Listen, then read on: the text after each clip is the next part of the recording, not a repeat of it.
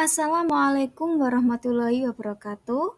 Halo, perkenalkan nama saya Arisela Rosita, mahasiswi PPG Prajabatan Gelombang 2 tahun 2023 Universitas Veteran Bangun Nusantara Sukoharjo. Nah, pada video kali ini saya akan menjelaskan mengenai praktek baik terkait penerapan scaffolding pada CPD. Video ini dibuat untuk memenuhi tugas ujian akhir semester pada mata kuliah Perspektif Sosiokultural. Pada praktek pengalaman PPL 1 yang dilaksanakan di SD Negeri 3 Kenep, saya berkesempatan untuk menerapkan scaffolding pada Zone of Proximal Development pada mata pelajaran matematika peserta didik kelas 2.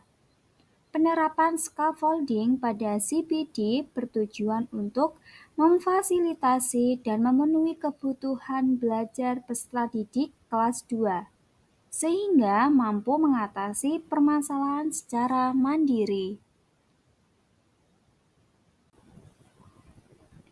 Intervensi penerapan scaffolding pada Zone of Proximal Development pada pembelajaran matematika di SD Negeri Genep 3, Sukoharjo. Banyak peserta didik yang tidak memahami konsep materi yang sedang dipelajari.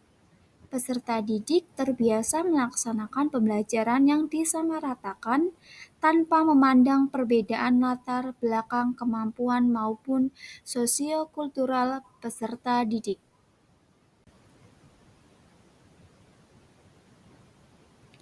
Peserta didik memiliki beragam kemampuan dan latar belakang budaya, sosial, ekonomi, dan politik yang berbeda di setiap individu.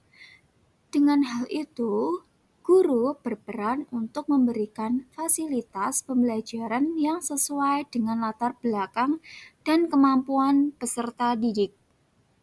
Guru dapat mewujudkan ketercapaian tujuan pembelajaran sesuai dengan kebutuhan dan kemampuan peserta didik dengan merancang pembelajaran dengan teknik metode yang tepat. Nah, selanjutnya apa itu scaffolding? Scaffolding merupakan suatu proses yang membantu siswa untuk dapat mencapai tujuan pembelajaran. Bantuan bagi siswa yang secara terstruktur dalam pembelajaran dan kemudian secara bertingkat dalam menggerakkan siswa aktif dalam belajar secara mandiri. Scaffolding sebagai bimbingan yang diberikan oleh guru kepada peserta didik saat pembelajaran berlangsung dengan cara berdiskusi kelompok, agar siswa dapat saling bertukar pikiran dengan menyelesaikan permasalahan yang diberikan dengan materi. Ini menurut teori Retno dari 2020. Nah, selanjutnya apa itu CPD?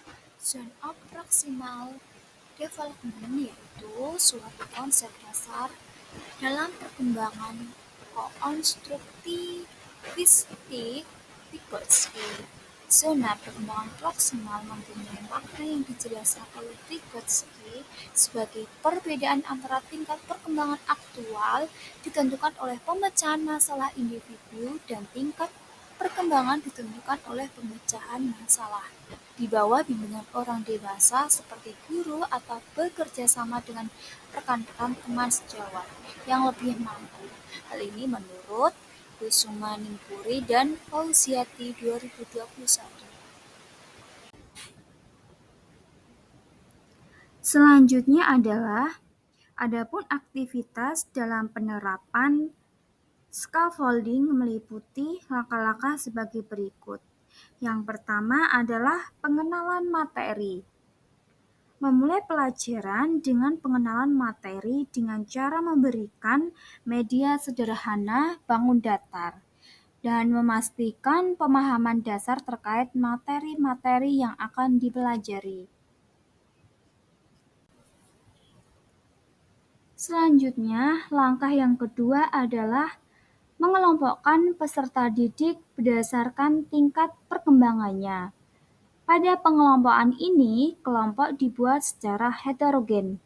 Tujuannya adalah agar setiap kelompok memiliki kombinasi peserta didik dengan berbagai tingkat kemampuan, sehingga peserta didik dapat saling mengaitkan dan belajar satu sama lain. Melalui pengelompokan menurut CPD, siswa dapat merasakan lingkungan yang inklusif di mana mereka tidak hanya belajar dari guru, tetapi juga dari interaksi atau kerjasama dengan teman sejawat. Kemudian, ada pun langkah yang ketiga, yaitu memberikan tugas sesuai dengan taraf perkembangan peserta didik.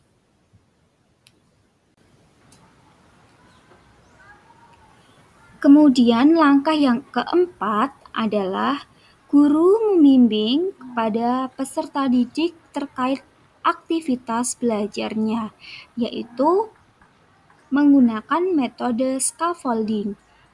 Metode scaffolding ini diberikan saat peserta didik melakukan kegiatan diskusi di mana guru berkeliling ke setiap peserta didik atau kelompok untuk memastikan dan mengonfirmasi dari apa yang mereka kerjakan pada LKPD, serta memastikan apakah peserta didik bekerja di dalam kelompoknya, dan memberikan bantuan atau bimbingan sesuai dengan tingkat perkembangan kognitif masing-masing siswa.